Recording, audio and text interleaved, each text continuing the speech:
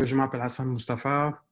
Je suis l'un des anciens de la communauté Ruby à Dakar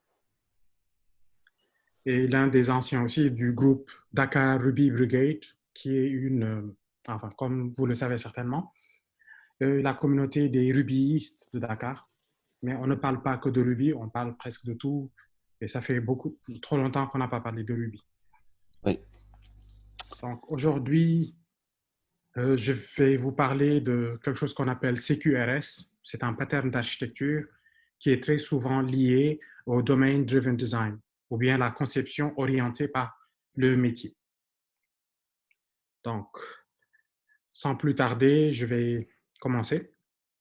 Donc, l'agenda ou le planning de notre présentation va suivre les étapes suivantes.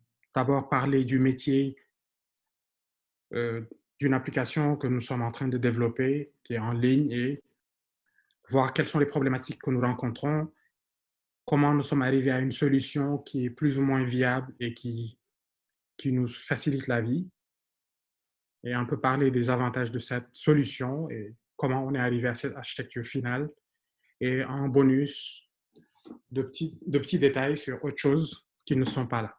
Une petite surprise, on va dire. Donc, disons que nous avons une application, une plateforme de monitoring et de suivi de projets. C'est une application qui nous permet de suivre les travaux de nos différentes équipes qui travaillent sur des sujets et des projets qui sont, disons, nous sommes une boîte d'offshore, on fait du développement et nous avons besoin de suivre l'évolution de nos projets. Donc, nous avons différentes équipes, des designers, des développeurs, des DevOps, sécurité, tout ce qu'on peut bien vouloir. Et nous voulons suivre l'activité de tout ce monde. Donc, nous avons une plateforme web qui met en public une API qui est ouverte à nos différents clients web et mobile et surtout des dashboards. Donc, voici à quoi ressemble le dashboard de notre plateforme. Le dashboard, ou bien le tableau de bord est utilisé par une liste d'administrateurs et de superviseurs, on va dire, qui veulent suivre l'évolution des tickets pour savoir si les équipes avancent bien sur les projets et quels sont les projets qui risquent risquent de connaître un retard. Donc, sur le dashboard, par exemple, nous avons trois colonnes. La colonne qui est à gauche, ce sont les tickets qui ont on va dire, sévérité très basse. C'est-à-dire, OK, c'est des choses à faire, mais ce n'est pas la fin du monde si on a du retard. Au milieu, nous avons les tickets qui sont de type moyen, c'est-à-dire, ça commence à devenir critique, mais le client peut patienter encore 1 ou 2 jours pour que le bug soit résolu. Et tout à fait à droite, les sujets qui sont très, très, très critiques. Donc, pour chacun de ces sujets, nous avons un ensemble d'informations sur lesquelles on va faire un zoom. Donc, ça, c'est un ticket qui est représenté sur notre dashboard. Donc, sur ce ticket, nous avons des infos qui viennent de la table projet, des infos qui viennent de la table des utilisateurs, users, et une info qui vient de la table client. Donc, pour un ticket, on va dire qu'il a un numéro et une description de la tâche, qui est ici présentée par l'attribut issue. Nous avons le nom du projet, le nom de la personne qui a créé le ticket. Ça peut être un utilisateur chez le client, ça peut être un utilisateur chez nous en interne. Et une fois qu'un ticket est créé, il sera assigné par un moniteur ou un superviseur qui va dire, d'accord, ce ticket, je l'assigne à telle équipe, à tel membre d'équipe. Et une fois que le ticket est assigné à un développeur ou un designer, il prend la main pour résoudre cette anomalie et la déclarer comme résolue. Le seul truc que je veux pointer du doigt pour le moment, c'est que pour afficher un seul ticket, nous avons besoin de faire une requête vers la table ticket, puis une autre requête vers la table projet, une requête vers la table client et une ou plusieurs requêtes vers la table user. Donc, pour l'affichage d'un seul ticket, si on revient sur ce dashboard, pour l'affichage de chacun de ces tickets, il se peut qu'on se retrouve obligé de faire beaucoup trop de requêtes. Donc, ce ne sera pas très fluide et pas très rapide, surtout si le dashboard est très plein. Donc, actuellement, notre système Et là, c'est une API qui est exposée et qui est backupée par une application qui est connectée à une base de données et qui a les workflows de je reçois des requêtes pour créer un ticket, mettre à jour un ticket ou marquer un ticket comme fait. Et de l'autre côté, je dois servir ces infos si le client veut suivre l'évolution de son projet ou quelqu'un sur notre dashboard veut suivre l'évolution de ce projet. Donc, nous allons nous concentrer sur la partie API et notre application en interne. Donc, on va un tout petit peu ignorer la partie de gauche qui est les interactions avec les différents types d'applications, que ce soit notre application mobile, notre application web ou autre. Donc, nous avons dit que dans notre application, les créations concernent l'ajout d'un nouveau projet, l'ajout d'un nouveau ticket, l'assigner à une équipe ou à un membre de l'équipe. Et les lectures, c'est récupérer toutes ces infos pour les afficher sur le dashboard que nous avons. Nous avons décidé de faire un zoom sur ces deux parcours et dire que le parcours de création, de modification ou de suppression de données est différent de celui de la lecture. Même s'il y a très peu de création de données ou d'écriture, on remarque que les lectures sont intensives et il y en a beaucoup. Donc, on s'est dit, on va avoir un parcours pour tout ce qui est création de données et un parcours pour tout ce qui est lecture de données. Donc, nous allons optimiser notre base de données pour l'écriture et optimiser la base aussi pour la lecture. Et souvent, c'est très compliqué de faire les optimisations pour les deux schémas. Souvent, on doit faire un choix et dire j'optimise pour la lecture ou j'optimise pour l'écriture. Et là, pour ne pas être obligé de faire ce choix, nous avons décidé d'avoir deux bases de données différentes et qu'on va pouvoir synchroniser d'une manière ou d'une autre. Donc, notre base de données qui va recevoir les écritures sera optimisée pour les écritures, pour qu'elles se fassent très vite et qu'elles respectent l'intégrité des données. Et la partie qui est lecture de données, elle va lire depuis une base qui est optimisée pour la lecture. Et pour optimiser notre base de données de lecture, on a plusieurs options.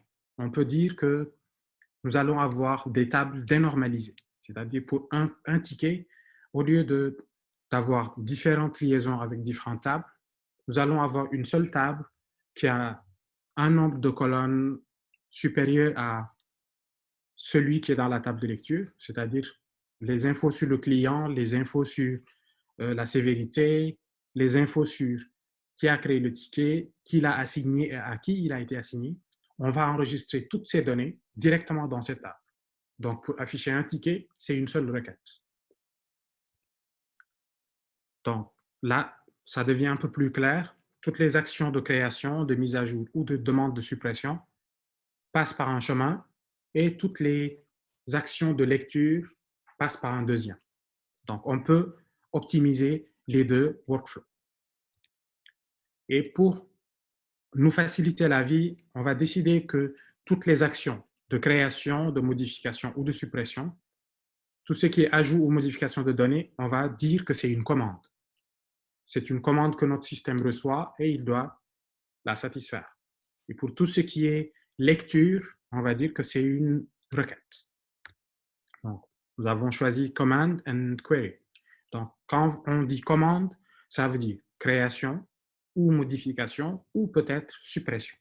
Mais query veut dire toujours lecture de données.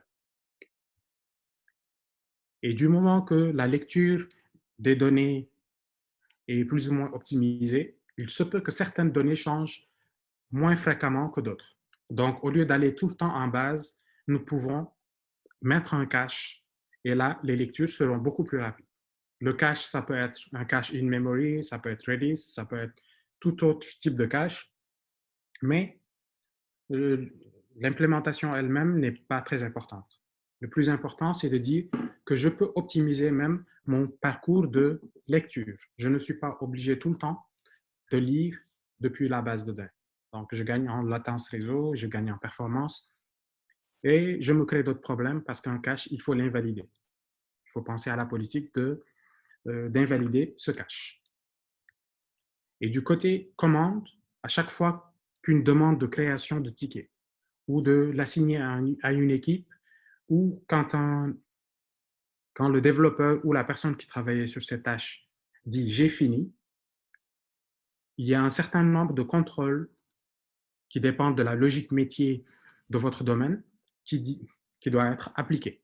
Donc, la commande arrive, elle passe par un tunnel et ce tunnel s'assure que cette commande respecte toutes les règles du métier. Une fois que tout est bon, la commande passe jusqu'à la base de données, donc une nouvelle info est créée. Par exemple, si on dit création d'un ticket, nous allons créer créer une ligne dans le ticket. On a déjà assigné le client et assigné celui qui l'a créé. Nous pouvons répondre à l'entité qui a fait cette commande et pour lui dire votre donnée a été enregistrée. Donc, entre le moment où la donnée est enregistrée dans notre base d'écriture et le moment où elle sera synchronisée vers la base de lecture, il se peut qu'on ait un petit décalage. Ça peut être quelques millisecondes ou quelques secondes. Ce n'est pas très méchant parce que, de toute façon, la synchro sera faite. Et puis, on va avoir une couche, que ce soit lors de la réception des commandes ou la réception des queries, on va juste l'appeler handler. Le handler, ça peut être juste une fonction, ça peut être un contrôleur, ça peut être tout ce que vous voulez, mais c'est quelque chose qui est, comment dire, c'est quelque chose qui est spécialisé dans le traitement d'un seul type de commande ou d'un seul type de requête. Prenons l'exemple de création de tickets. On va dire create ticket, c'est un hash qui a un certain nombre d'attributs, qui contient un certain nombre de champs qui doivent être renseignés. Le handler reçoit et traite cette commande. Si jamais le handler trouve qu'il y a des infos qui manquent, tout de suite, il va répondre à l'entité qui a fait la commande et lui dire que sa commande est invalide pour telle et telle raison. Donc, le handler s'assure que tout est correct, qu'on a tous les champs dont il a besoin pour traiter ce type de commande. Une fois que c'est bon, il passe à l'étape suivante qui est l'application des règles métiers, puis création de cette information dans la base de données de lecture, d'écriture. Un processus de synchronisation est déclenché, ça va vers la base de lecture et désormais, cette info est disponible sur le dashboard. Donc là, on a tracé une ligne entre les deux mondes. Le monde de création ou de modification de la donnée et le monde de la lecture de la donnée. Donc, on va dire que nous avons en bas, tout ce qui est en rouge, c'est le domaine de la création ou la modification des informations. Le second est celui de la lecture. Donc, cette séparation, en bas, ça s'appelle tout ce qui est command handling et en haut, en vert, tout ce qui est query handling. OK, ça veut dire quoi? Ça veut dire que nous avons séparé les process de création de données et nous avons séparé aussi les processus de lecture de données. Et ben, ça, c'est tout ce qui est CQRS. CQRS, ça veut dire Command, Query, Responsibility, Segregation. Et dans d'autres prononciations ou dans d'autres mondes, on dit Command, Query, Responsibility, Separation. C'est un pattern d'architecture qui dit, je vais séparer tout ce qui est création de données de tout ce qui est récupération de données. Donc, je peux optimiser chacun des parcours et faire comme je veux. Mais CQRS a on va dire, c'est des règles, mais c'est principalement des conseils pour que ça ait un intérêt pour vous. On dit que dans votre application, vous allez considérer qu'il y a 3 parties. Il y a les clients, ceux qui consomment. Dans notre cas, c'était les applications web et mobiles. Right side and read side. Right side, c'est le parcours logique métier. Quand une info doit être créée ou modifiée ou supprimée, il y a des conditions à remplir pour que ce soit fait. Pour ce qui est de la lecture, on va juste dire est-ce qu'il est autorisé à lire ou pas. Donc, toujours dans la première règle ou dans la première consigne, c'est mettre en place le jargon. On va dire qu'un client envoie une commande quand il veut qu'une donnée soit créée ou modifiée. Donc, le client envoie une commande vers le côté de l'écriture. Une fois que l'écriture est faite, un événement est envoyé vers la partie de lecture. Cet événement, c'est ce qui permettra à la partie lecture de mettre à jour ces données. C'est plus ou moins la synchronisation qui est faite. Et la partie lecture, read side, reply to queries. Donc, la partie read ne gère que la partie lecture de données. Que la donnée soit à jour ou pas, ce n'est pas son problème, ce n'est pas son rôle. La deuxième règle, c'est que toute la logique métier est dans le côté d'écriture. Dans le côté lecture, on ne cherche pas à savoir si toutes les règles métiers ont été respectées. Ce n'est pas notre problème. Notre problème, c'est nous avons reçu une requête, tout ce qu'on fait, c'est un select étoile avec une clause et on répond et on ramène nos données.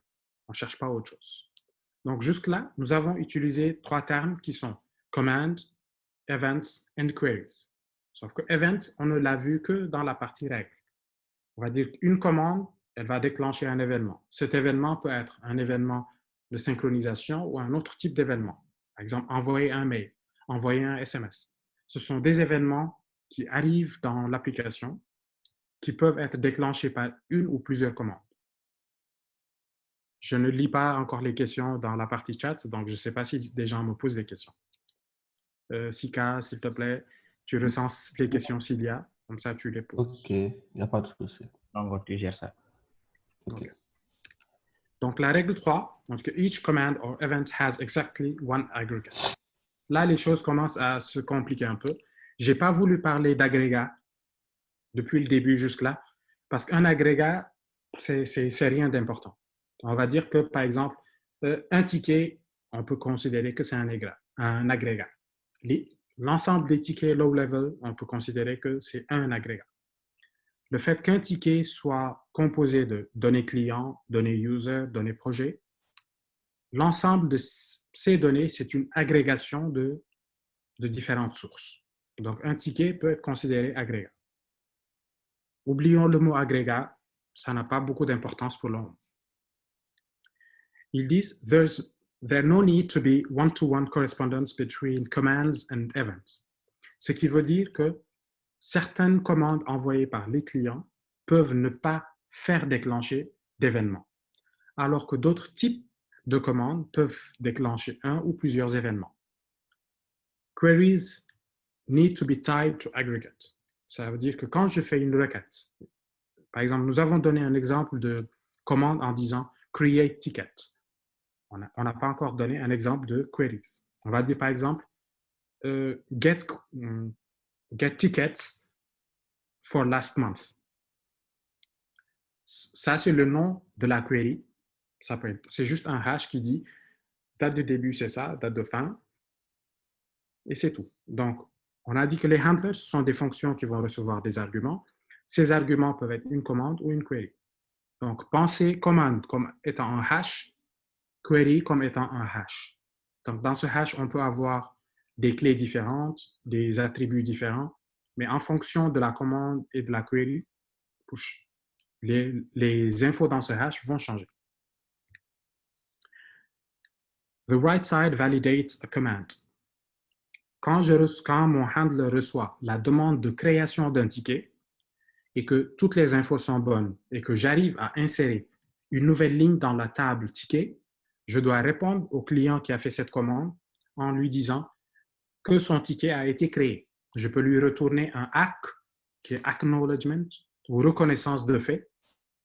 Je lui renvoie un ACK et peut-être même avec un ID qui m'est retourné par la table, par la base de données. Par exemple, voici l'ID du ticket qui a été créé.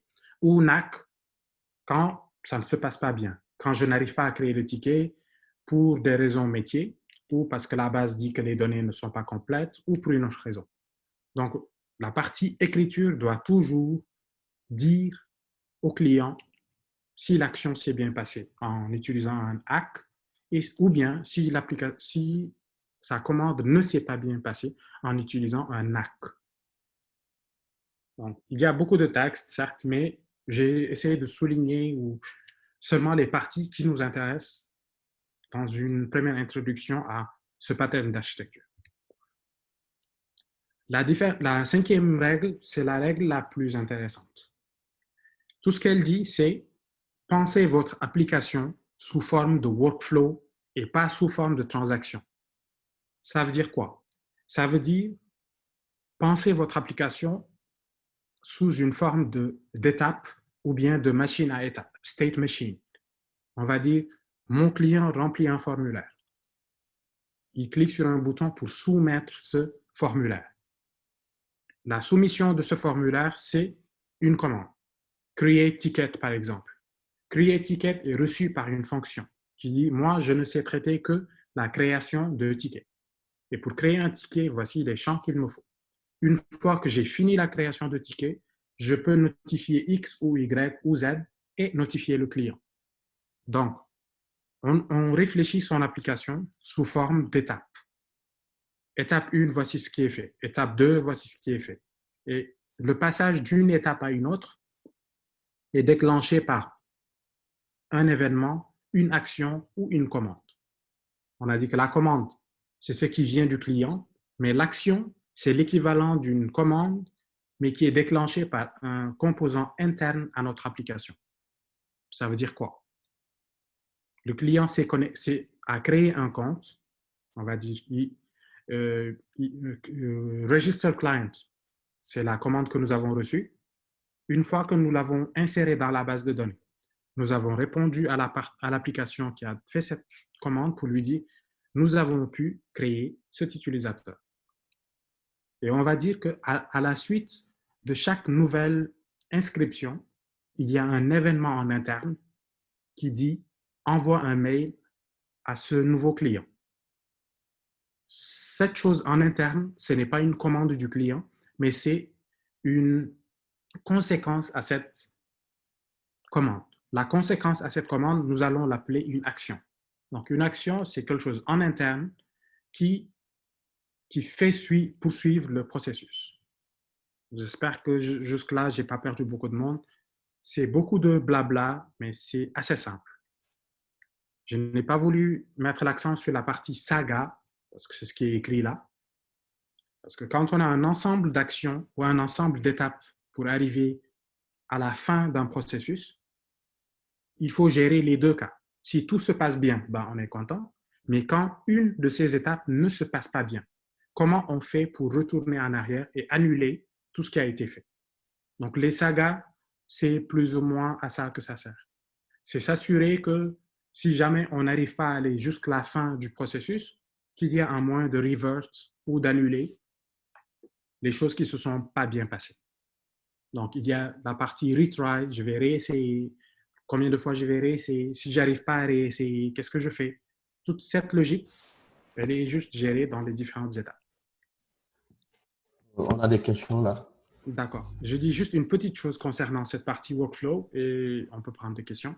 OK. Pour ceux qui ont déjà fait du React, du Vue.js ou du Angular, quand vous faites votre state management, par exemple avec React, quand vous utilisez Redux ou Flux ou autre chose, c'est exactement ça le concept. Vous avez des événements ou bien des commandes qui déclenchent des actions. Ces actions déclenchent des événements et ça change l'état de votre application. Vous avez cliqué sur un bouton j'aime. En quelques millisecondes, il y a eu quelque chose. Sauf que ce n'est pas des if, ce n'est pas des else, mais c'est un ensemble d'actions qui s'enchaînent et qui ont un impact à la fin. Donc ça, c'est le résumé de ce qu'on a jusque-là. Ce que nous avons là, nous avons juste une ligne en plus qui est juste derrière API qui dit que nous pouvons faire une séparation entre notre application, qui est le métier, et notre API, qui peut être la couche logicielle. Supposons que vous développez votre application en Python pur. L'API peut être développée en Django, en Flask ou dans autre chose. Mais le fait que les deux ne soient pas couplés, ça fait que vous pouvez changer la couche API à tout moment, remplacer Django par Flask, et vous ne changez pas votre application. Donc, allez-y pour les questions.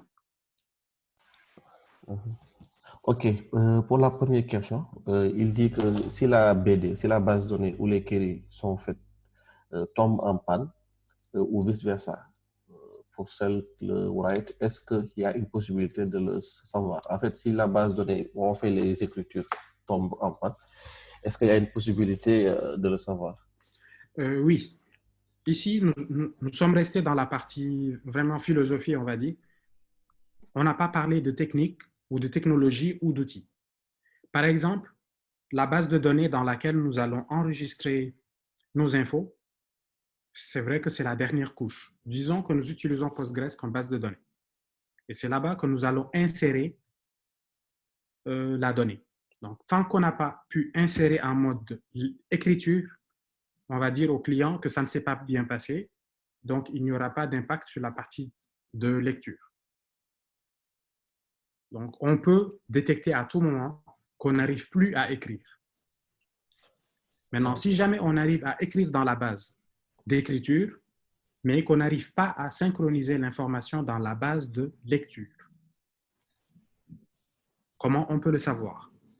Actuellement, quand on veut synchroniser deux bases de données, enfin, ici, on a abusé, on a dit deux bases, ça peut être une seule base, et utiliser des triggers qui vont faire du upsert dans une autre table, une table qui est dénormalisée.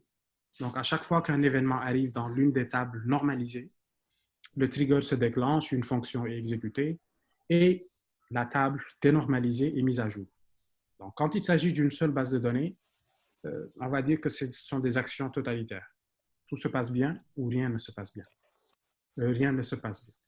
Et quand c'est le cas de deux bases de données différentes, la synchronisation, elle n'est pas vraiment faite de base à base. On va dire, quand j'arrive à écrire dans la première base, je vais envoyer une information via un canal. Ce canal, le plus souvent, les gens utilisent Kafka ou Redis ou RabbitMQ ou bien NATS ou bien équivalent. Ça veut dire que la partie qui est au milieu, qui fait la synchro, c'est elle qui garde l'ensemble des logs ou l'ensemble des demandes de synchronisation. Donc, dès que la base de lecture est up, la synchronisation continue. Elle reprend de là où elle s'était arrêtée. Donc, dans la partie synchronisation, il y a ce qu'on appelle la sémantique du message delivery. Ça veut dire la synchronisation, est-ce que je veux qu'elle se fasse au moins une fois, au plus une fois, ou bien exactement une fois? OK, ça veut dire quoi? Ça veut dire, est-ce que je peux me permettre de refaire la même synchronisation plusieurs fois? Est-ce que ça aura un impact sur la qualité de la donnée dans la lecture? Normalement, non, parce qu'on fait des upserts. Upsert, c'est update si ça existe, insert si ça n'existe pas. Donc, normalement, si je fais plusieurs fois update de la même ligne avec les mêmes données, ce n'est pas méchant. C'est vrai que je fais des opérations pour rien, mais la donnée finale ne sera pas altérée.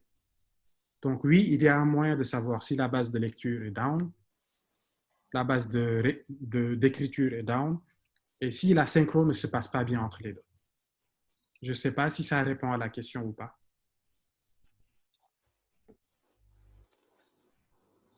OK. C'est bon. C'est bon. On prend une autre question ou bien on te laisse continuer? Oui, oui, allez-y, allez-y. OK. Dans la même lancée, il demande est-ce que ce ne serait pas mieux d'avoir une seule base de données, master, où l'on peut lire et écrire et faire une réplication sur un slave au cas où le master tombe en panne? Avoir une seule base de données, c'est, on va dire, ce n'est pas l'idéal et ce n'est pas déconseillé. C'est des choix qui sont vraiment subjectifs. Donc, notre objectif premier, c'est de permettre à notre application de répondre très rapidement et récupérer les données très vite et les afficher très vite. Un dashboard qui s'affiche en moins de 2 secondes, c'est toujours mieux qu'un dashboard qui va me prendre 8 à 10 secondes pour s'afficher. Donc, quand on veut avoir un truc qui soit performant, on veut que la donnée s'affiche le plus tôt possible. Et quand on parle par exemple de PostgreSQL ou les bases relationnelles, on doit toujours faire un trade-off. Est-ce que je veux optimiser mes lectures ou optimiser mes écritures? Faire les deux en même temps est très difficile. Alors que des bases comme Redis, Mongo, elles peuvent être super rapides en écriture, en lecture, mais pas super rapides en lecture, en écriture pour le cas de Mongo. Donc, je peux dire, je vais avoir Redis comme base de lecture, donc elle est optimisée pour la lecture. J'ai souvent des opérations qui prennent moins d'une milliseconde, donc c'est l'idéal pour écrire. Et quand on veut avoir master-slave, OK, on va écrire dans la master, mais on va lire depuis la slave. Sauf que il y a une chose de plus qu'on doit faire. OK, le slave va avoir l'info, mais la partie dénormalisation, pour éviter d'avoir à faire plusieurs requêtes dans différentes tables, ce sera le même problème qui se pose et il faudra le résoudre. Donc, master-slave, réplication, sharding, c'est très bon pour être sûr qu'on ne perd pas de données, mais le problème de dénormalisation, on risque de l'avoir encore. Ok, je pense que c'est très clair. On va prendre juste la dernière question et te laisser continuer. Il demande si l'expression saga, c'est la même chose que les transactions. C'est comme les transactions en fait. Oui et non. Une transaction, c'est je démarre tout de suite et je finis. Si tout se passe bien, c'est cool, je suis content, mais si ça ne passe pas, on le dit tout de suite. Alors que les sagas, ça peut être un peu différent. C'est comme dire, par exemple, le client a créé son compte. Je lui ai envoyé un mail. Dans le mail, il doit cliquer sur un lien pour déclencher l'activation de son compte. Une fois que son compte est activé, je dois faire autre chose. Donc, c'est un ensemble d'étapes qui doivent être faites dans un ordre donné. Et une fois qu'elles sont toutes faites, on a un résultat. Mais si, par exemple, le monsieur ne clique pas sur ce lien 24 heures après son inscription, on va annuler son abonnement.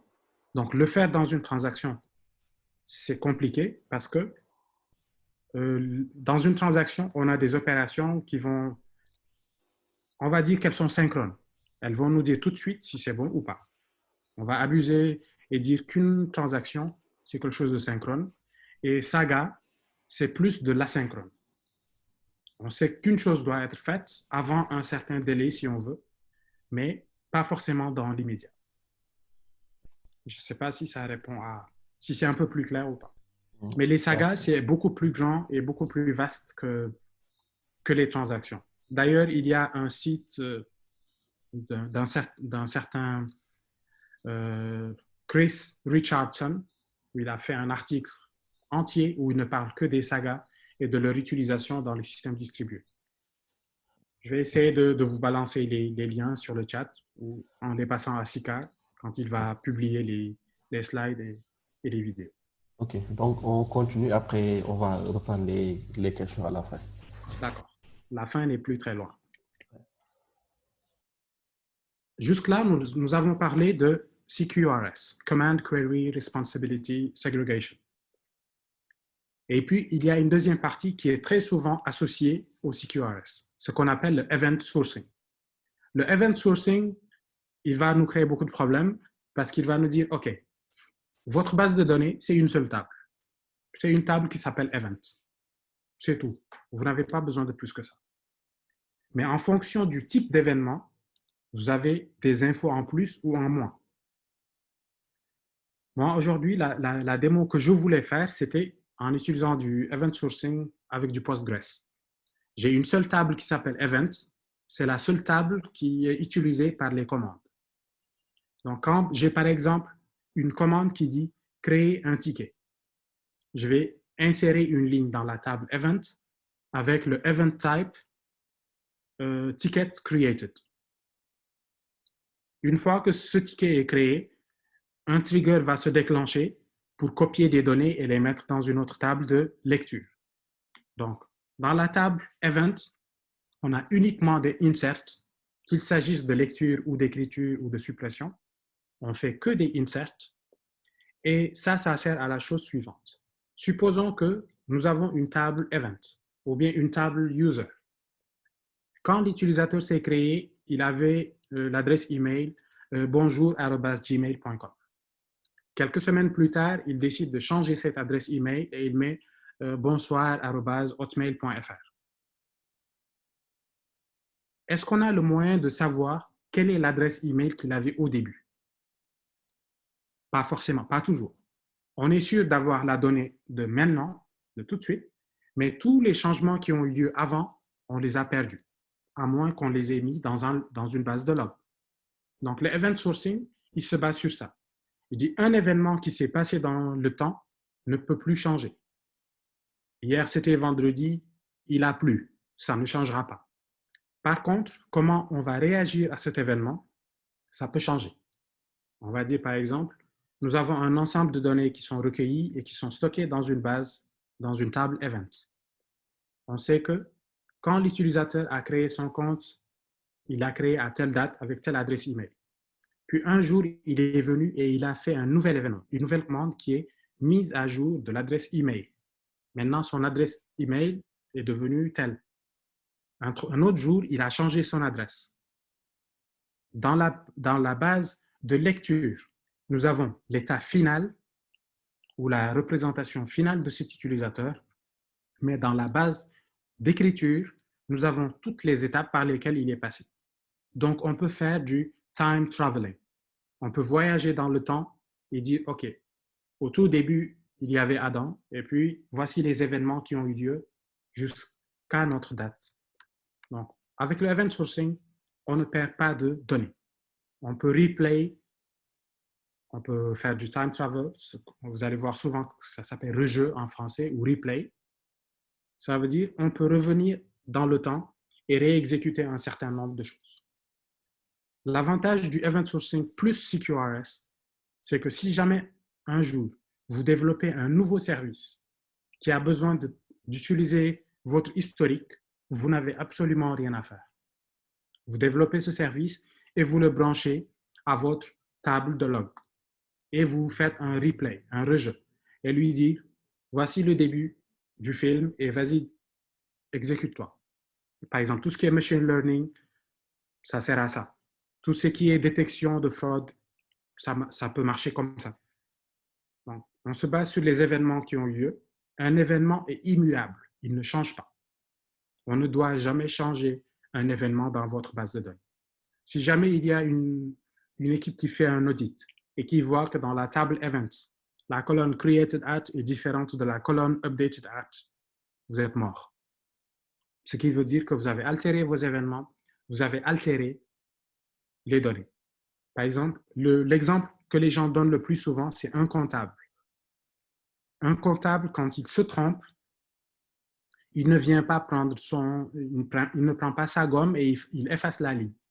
Supposons que c'est la fin du mois, les salaires tombent, on va dire que vous avez reçu 200 000 francs de plus sur votre salaire que ce que vous deviez avoir. Est-ce que la banque va dire, oups, CTRL Z et puis moins 200 000? Non. Vous avez une ligne qui dit, vous avez reçu le montant, et puis il y a une deuxième ligne qui dit, on vous a retiré 200 000. Ce sont deux événements différents. Mais l'agrégation de ces deux événements donne la bonne info. Donc, le résumé de tout ce qu'on a dit depuis ce matin, c'est que Command Query Responsibility Segregation est souvent couplé au Event Sourcing et les deux, on en entend parler dans le Domain Driven Design, la conception d'une plateforme qui a été dirigée par le métier. On parle le jargon du domaine. Le workflow, c'est le workflow du domaine. Parce que le domaine existe et on veut juste l'automatiser en utilisant les outils informatiques. Donc, il n'y a pas de raison que les gens du domaine essaient de nous parler technique, parce que ça finit souvent mal. C'est mieux que nous, les techniques, on parle le langage du domaine et on conçoit nos applications autour du domaine. Donc, quand, au cours d'une réunion, on utilise le jargon, les gens qui ne sont pas techniques comprennent tout de suite et ils sont à l'aise pour faire leur feedback. Donc, c'était tout. Merci. Si vous avez des questions, allez-y. Merci Hassan. Je pense que la présentation a été très, très claire. Donc, on va continuer sur les questions. Donc, il y a une autre question de Mustafa Assi qui disait que est-ce que c'est différent du pattern master-slave où on a un master en read, write avec l'API de création, modification et une API de lecture sur un cluster de slave pour tout ce qui est lecture avec un cache Redis. Moustapha Assi vient de dire que c'est bon. Maintenant, tu as répondu à sa question. Ok, oui, je pense que quand il a répondu à la deuxième question, c'était le cas. Après, il y a une autre question. Quel serait le lien ou le moyen de communication entre l'API et l'application, en partant du principe que les deux sont conçus avec des technos différentes? Quand je dis techno différentes, le plus souvent, c'est le... OK, je vais répondre à la question sans entrer dans la technique. Quand on fait du RPC, Remote Procedure Call, la partie write, la partie read, la partie API ne sont pas obligées d'être développées dans le même langage. Imaginez la partie lecture comme étant un microservice, la partie écriture comme étant un microservice, et l'API est un troisième microservice qui sert de proxy. Donc, l'API est la seule couche qui est exposée au reste du monde. Quand elle reçoit la requête, elle fait une deuxième requête vers la partie lecture ou la partie écriture. Est-ce que c'est un peu plus clair?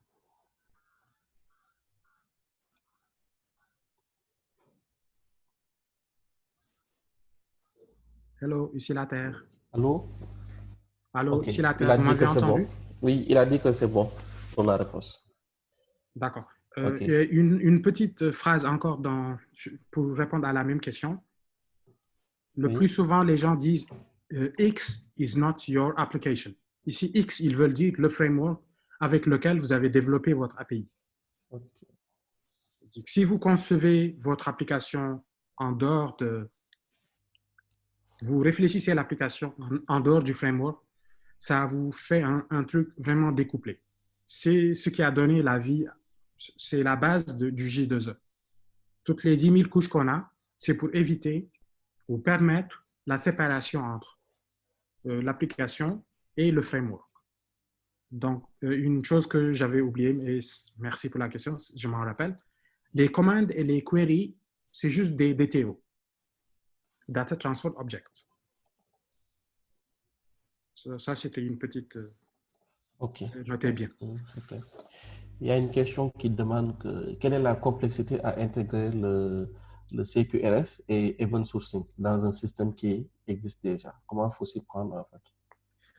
Ok, bonne question. C'est la question qui revient tout le temps.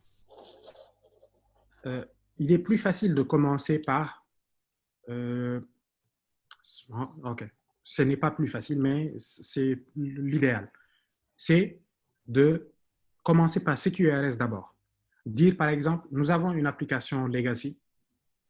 Il y a des interfaces, il y a des outils qui permettent aux gens d'insérer et de traiter les données. Maintenant, nous voulons développer une API. On va développer notre API à part et on va se concentrer sur la partie lecture uniquement. Donc, on va lire depuis les données qui sont existantes. Et là, nous avons une API. Ça nous permet d'APIiser les systèmes legacy que nous avons sans altérer le business, sans retarder les gens. Donc, eux, ils continuent à utiliser leurs vieux outils. Et nous, maintenant, nous avons une API développée dans les dernières technos qui utilise les bonnes architectures. Une fois qu'on a cette API, malheureusement, elle lit toujours depuis la même base, donc ce n'est pas encore bon. On dit, d'accord, nous allons maintenant passer à l'étape suivante. L'API va lire uniquement depuis sa base à elle, qui est indépendante de la base du système. Donc, on sépare et on évite les problèmes. Et on va mettre en place une couche qui va faire la synchronisation. La synchronisation va se faire via des événements. Donc, ces événements, ce sont les événements du métier, les événements applicatifs du métier, et ils vont faciliter la synchronisation. Donc, à chaque fois qu'une donnée est créée, on peut même se permettre d'avoir un trigger qui va appeler une fonction, et cette fonction va appeler un web service. On peut se compliquer la vie, mais on sépare la partie lecture d'abord, on rajoute les événements qui permettent la synchronisation, et après, on pourra maintenant attaquer la partie commande en créant de nouveaux petits web services jusqu'à ce que l'on sépare les deux mondes et que l'on se trouve loin du legacy. Je ne sais pas si c'était clair ou pas. Mohamed, c'est clair pour la réponse? Oui, il a dit que c'est nickel chrome. Ok, il y a une autre question qui... Il dit qu'il voulait savoir quel problème résout cette architecture dans votre travail actuel, dans votre job actuel. OK. Par exemple, on va dire, quand je travaille pour une banque, pour ceux qui ne le savent pas, nous avons une solution Internet Banking qui est utilisée par des milliers de clients. Quand un client se connecte, il veut avoir ces informations et vite. Et très souvent, les entreprises, elles font beaucoup de virements, elles ont beaucoup de données. Donc, ce n'est pas cool que le client se connecte et que l'application mette du temps à afficher ces centaines de milliers de lignes qu'il a. Donc, on doit faire tout le traitement pour que quand le monsieur se balade dans l'application, il a l'impression de se balader dans ses documents. Donc, cette architecture nous a permis de gagner en performance pour s'assurer que nos applications se chargent toujours vite, que ce soit web ou mobile. Parce que quand c'est rapide, ça fait plaisir aux clients et ça donne plus envie aux clients de continuer à utiliser le système. Nous, on a été utilisateur avant d'être provider, donc on essaie de toujours fournir des services le plus rapidement possible. Donc, les études qui disent quand vous faites du web et que la page se charge en moins de 500 millisecondes, enfin 300 millisecondes, on a l'impression que c'est instantané. Quand c'est moins d'une seconde, c'est rapide, mais quand ça dépasse les 2 secondes, c'est conçu comme étant lent. Donc, nous, on veut produire le meilleur service et le plus vite possible. Donc, on prend sur nous et on se complique un peu la vie, mais ça donne de bons résultats. Okay. Et un autre aspect que je n'ai peut-être pas dit, on peut facilement maintenant développer la partie handler, les query handlers, on peut les écrire dans de nouvelles technos et c'est transparent. Ok. Je pense que c'est très clair pour ça. Donc, s'il n'y a pas d'autres questions, Il y a deux autres questions. Baba Sankare qui demande si le SCRS implique la transition à une architecture microservice. Pas forcément. On peut faire du CQRS dans du monolithique et c'est beaucoup plus facile à faire dans du monolithique que de le faire dans du web service. Quand on fait des microservices, pour faire du CQRS, ça devient un peu compliqué parce que il faut savoir, OK, quels sont les services de lecture, quels sont les services d'écriture. Il faut avoir un load balancer, il faut avoir un proxy. Oui, c'est possible de le faire en monolithique et en microservice. Quand on le fait en microservice, l'idéal, c'est que, enfin, avec les microservices, on peut lancer autant d'instances du même service qu'on veut. Et là, on s'assure que même si on a des centaines de milliers de requêtes, elles seront toutes satisfaites. Mais oui, enfin, la réponse c'est on n'est pas obligé d'être en microservice pour l'utiliser. il y a une autre question ici de M. Baké. Le M. Baké disait que qu'est-ce qui est plus simple en fait, intégrer le CQRS dans le système sans interruption de service, dans le système bancaire, ou bien mettre un deuxième cœur en support à une personne sans qu'elle ne meure? Question très compliquée. Très compliqué. Disons, le plus simple pour nous, si on prend un cas spécifique, rajouter la partie read qui est juste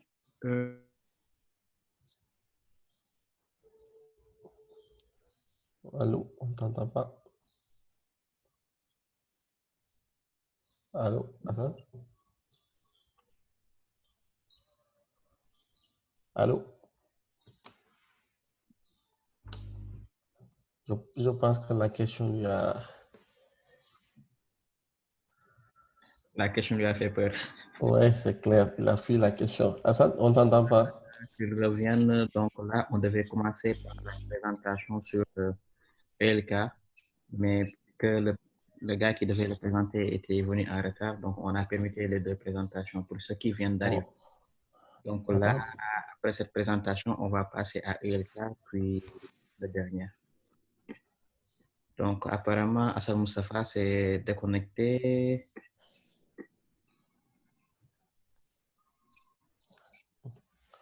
La question a fait bugger le système, quoi. Je pense qu'il est de retour. Allô, Hassan, Oui, je c'est suis de bon? retour. J'ai eu un problème de connexion apparemment. Ok, ok. Donc, je ne sais pas si vous avez entendu ma réponse, je la reprends. Oui, c'est mieux. Il a été plus simple de faire du CQRS en commençant par la partie read only, la partie query. Donc, une application en parallèle au système qui a des accès en lecture seule à la base et qui expose ses données via des API internes. Donc, ça fait que si c'est juste de la lecture, ça ne pose pas de problème. Et en même temps, ça nous permet de voir quelles sont les choses dont on a besoin tout de suite dans la partie query. Il n'y a pas encore dans une première étape, il n'y a pas de synchronisation parce que c'est une seule base. Il n'y a pas encore de event sourcing. Donc, le plus simple, c'est de construire sur l'existant en commençant par la partie read. En tout cas, c'est mon avis. Et M. Mbaké, normalement, n'a pas le droit de poser ce genre de questions parce qu'il a les réponses. Ok. Ok, donc on considère que tu as bien répondu à sa question. Bon, on prend deux dernières questions, après on avance.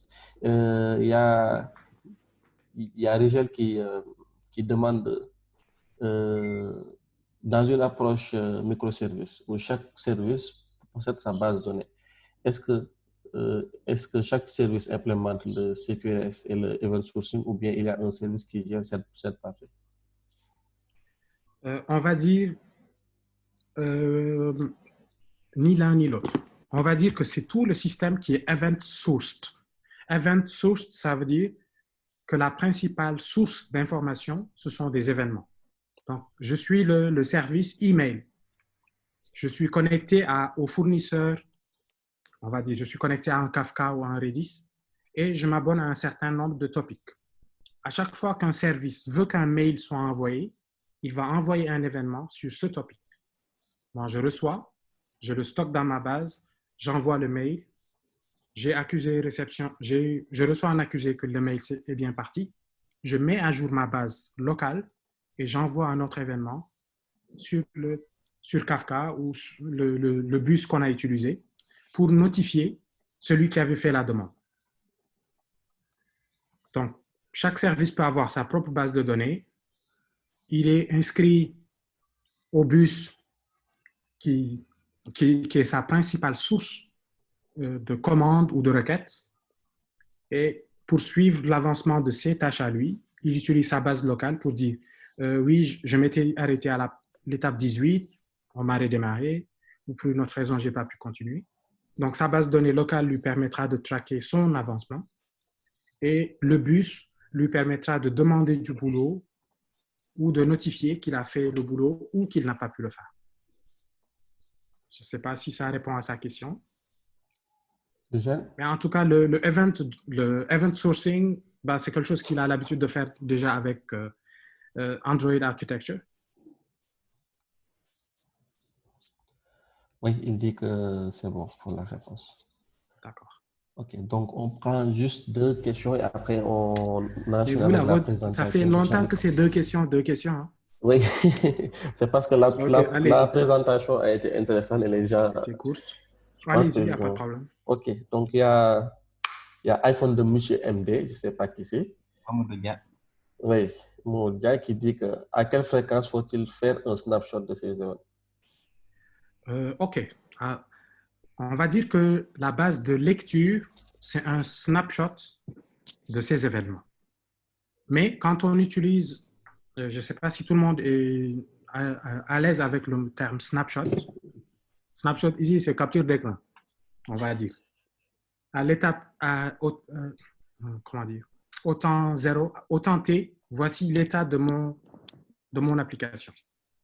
Le fait d'utiliser, enfin, on va dire que, comme j'ai dit, la base de lecture, c'est le snapshot qui est à jour de l'état de l'application. Mais le principal du boulot peut être fait dans la partie synchronisation. Quand on utilise Kafka ou Redis ou AMQP ou autre, on peut se permettre de configurer ce mécanisme de synchronisation pour être sûr de ne pas perdre ces données et faire des réplications à tout moment si on veut. C'est là où, je ne sais pas si au début, quand je disais la sémantique du message delivery, elle compte beaucoup. Le message delivery sémantique, c'est quoi? C'est dire, est-ce qu'un événement doit être livré au moins une fois, au maximum une fois, exactly once. Donc, en fonction de ce qu'on veut, par exemple sur Redis, quand vous utilisez PubSub, le type de données PubSub, c'est at most once. C'est-à-dire quand je publie et que personne n'est connecté pour lire, c'est une donnée qui est perdue. Alors que quand j'utilise Redis Streams, c'est at least once. C'est-à-dire quand je publie une donnée, je suis sûr qu'elle sera consommée au moins une fois. Avec Kafka, c'est la même chose. Avec un peu de configuration, on peut avoir le at least once.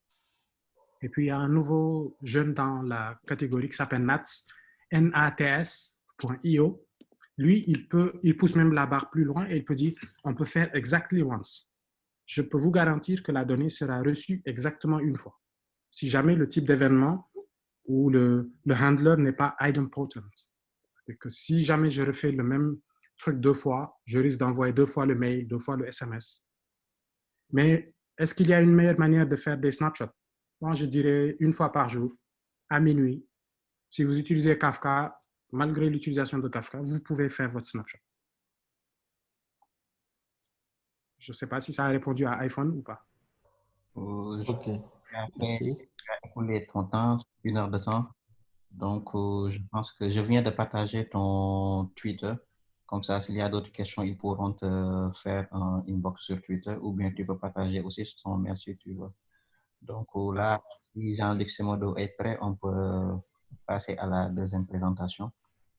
D'accord. Donc, moi, j'arrête le partage. Donc, merci pour les questions et merci pour avoir écouté. Présentation très claire. Merci Hassan. Merci à vous.